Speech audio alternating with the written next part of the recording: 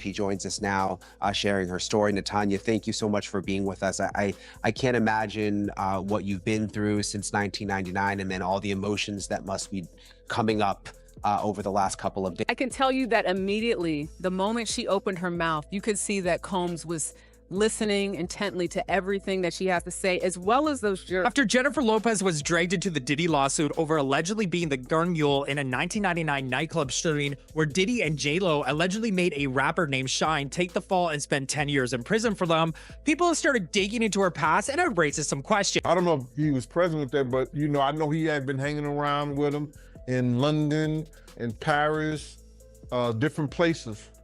Law enforcement sources are expecting the feds to widen the Diddy probe to include previous criminal investigations.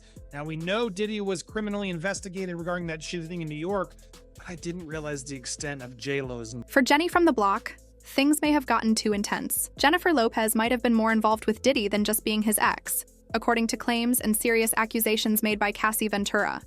There's talk that J-Lo may have helped him, possibly acting as an accomplice. We're talking about lies, cover-ups, and illegal activities, and now it looks like she's gone off the radar. Since Diddy's legal trouble started, J-Lo hasn't really been seen, and now we might finally understand the reason. Cassie, through tears, recently testified that Diddy made her carry a loaded gun in public and used her to clean up his mess. But this isn't some made-up story. The real shock is the suggestion that J-Lo might have done something similar for him years ago, helping to hide a crime that ended up sending the wrong person to jail. So if Diddy ends up behind bars, guess who might be right there with him? J-Lo. Get ready, because this story is wild. Cassie and Diddy were together for a long time, and it was anything but healthy. In her testimony, she said Diddy handed her a loaded weapon before they walked into a nightclub in Los Angeles. She was reportedly crying as she spoke. You could feel the pain in every word. When she was on the stand, at times she became visibly upset, wiping away tears as she gave her evidence. But this is where things take an even darker turn. Rodney Lil Jones has filed a complaint claiming that back in 1999,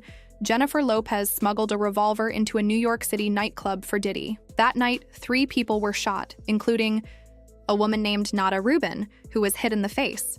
It gives off that ride or die vibe, but in this case, it's more like breaking the law for love. The fact that Diddy keeps using the women around him to carry weapons is deeply troubling. Honestly, J-Lo isn't just some bystander in this. This doesn't look like a case of being caught up in someone else's mess. It seems like she was directly involved. First part, there seems to be some misinformation or misunderstanding of what really went down in that trial, what was said, what people were blamed for, what they were not. I'd love to hear your perspective and specifically kind of what you wish people understood about that trial that maybe they don't at this time. I mean, even from the very day that the thing took place, because if you notice their mugshots, only Shine truly has a mugshot. Puffy and J-Lo, Puffy's in front of a concrete wall, J-Lo is in front of a bulletin board in some old t-shirts. Now, I want everyone to think that was the night of the shooting. You don't think at Christmas time, Puffy and J-Lo went out in some old raggedy t-shirts, right?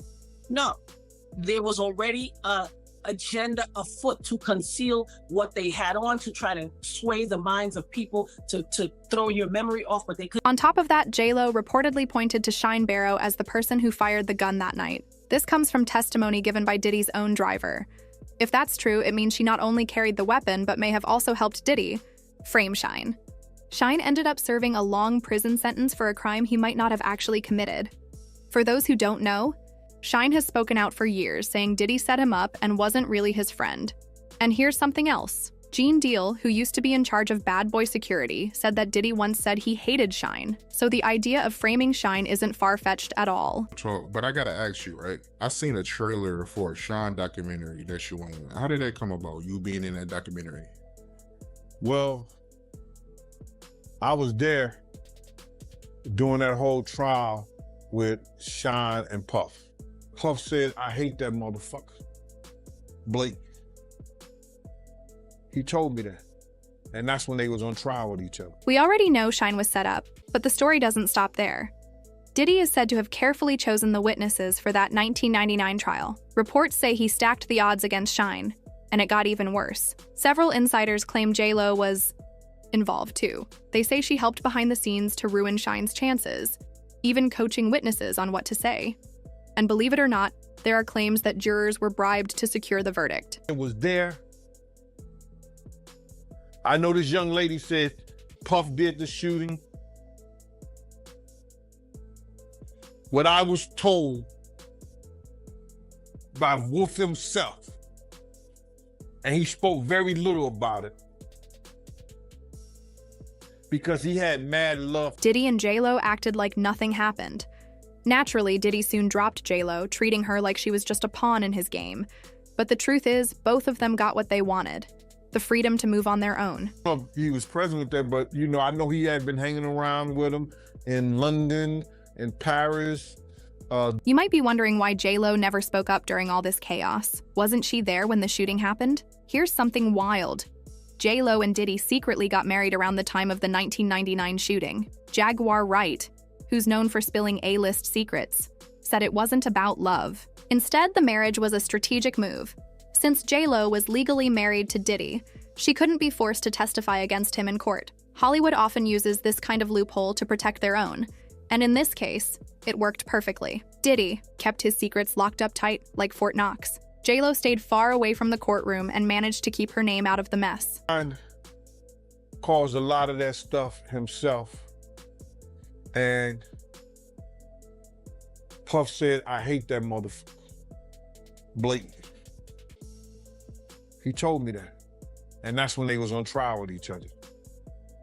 Wow, you never told me about that, man. You seen how Flex, he came out calling Sean a liar? Well, I think Funkmaster Flex has every right to say what he said because he know a little bit more than most. Even though the marriage hasn't been officially confirmed, Jaguar says the ceremony did happen. Reports say J-Lo even attended some of Diddy's infamous freak-off parties. One complaint mentioned a well-known female celebrity watching one of these parties while a 13-year-old was forced to be there. The streets are full of rumors, but we're not saying J-Lo was involved with that. Still, it's getting harder to ignore the connections, especially as J-Lo's name keeps popping up in court papers, lawsuits, and old witness statements. And it doesn't stop there. That 13-year-old wasn't the only victim. Another woman named Misha came forward with a disturbing story. She says J-Lo wasn't just at the party. She was right in the spotlight while Diddy allegedly put Misha through some very traumatic events. Misha said she looked J-Lo in the eye during the whole thing. What did she get in return for her silent plea for help? Nothing. No words, just a cold, empty stare. Remember, he did what he did to me, and then when it was time for Jennifer Lopez, she was there with a guy, and he was standing there looking disgusted, but didn't nobody save me. She stuck that glass in me, and after that, my eyes were booked. If what people say is true, J-Lo has a lot to explain. She supposedly watched all these terrible things happen. And if you think this story can't get any worse, think again. This isn't the first time J-Lo's been connected to these dark groups. Years ago, her ex-husband Ojani Noah revealed some shocking details. He said J-Lo was deeply involved and didn't just attend these events casually. Ojani even said she should be questioned about certain secret tapes linked to Diddy and his close friends. The kind of tapes people mention when talking about hidden cameras and scandalous scenes. He didn't hold back, saying J-Lo is very different, behind closed doors than she appears on the red carpet. According to him, she knew what was going on at those parties and didn't seem to care. While exes sometimes exaggerate, this doesn't feel like a typical jealous rant. When you add Ojani's claims, Misha's story, Cassie's emotional testimony, and the growing lawsuits, it's clear J-Lo might not be just an innocent bystander. To make things worse, 2 law enforcement sources told the New York Post in 2024 that the 1999 nightclub shooting case could be reopened. If J-Lo's name is tied to it, she might face a trial. Social media isn't surprised. One user even said people always knew J-Lo was carrying it for him. Despite being talented, her fame never matched her skill, and now the real reason behind her rise is coming out. It gets messier. Sui claimed in an interview that distance and fights weren't the only reasons J-Lo and Ben Affleck's marriage fell apart. Feds supposedly played a tape of J-Lo and Diddy at one of those wild parties to Ben. Imagine thinking you're watching evidence only to find out your wife, someone you just rekindled romance with, was involved in Diddy's twisted parties. Reports say Ben couldn't look at her the same way after. Can you blame him? Did y'all hear about what's his name? Suge Knight. He said, baby, he think the reason why Jennifer Lopez and Ben Affleck broke up because he feels that they had some tapes at Diddy's mansion that showing her in a compromising position. and that the FBI allegedly may have sent those tapes to Ben Affleck. You know, Ben Affleck is a white man in America, and he's a very prominent man. They say he's a darling, which means This isn't some old tabloid gossip from years ago. Just look at the timeline. Things between J-Lo and Ben suddenly took a sharp turn for the worse right after federal agents raided Diddy's properties. After that, they stopped showing up together in public. J-Lo went back to walking the red carpet by herself. The way they acted around each other felt off, too. And now, they're no longer married.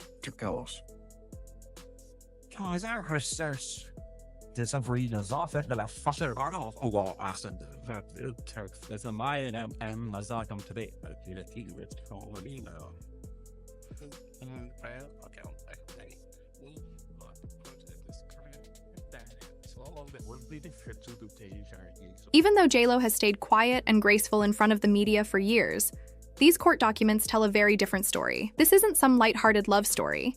If even part of these claims are true, it's turning into a serious criminal case. Given everything Cassie has shared about Diddy, it's no surprise J-Lo has mostly vanished from the public eye. So where is she hiding during all this? Cassie's testimony paints a dark picture.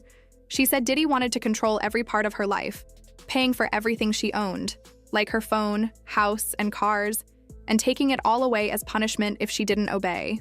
He controlled what she worked on, and even how she looked. That control eventually turned violent. In court, Cassie broke down saying Diddy would kick her, drag her, and hit her on the head.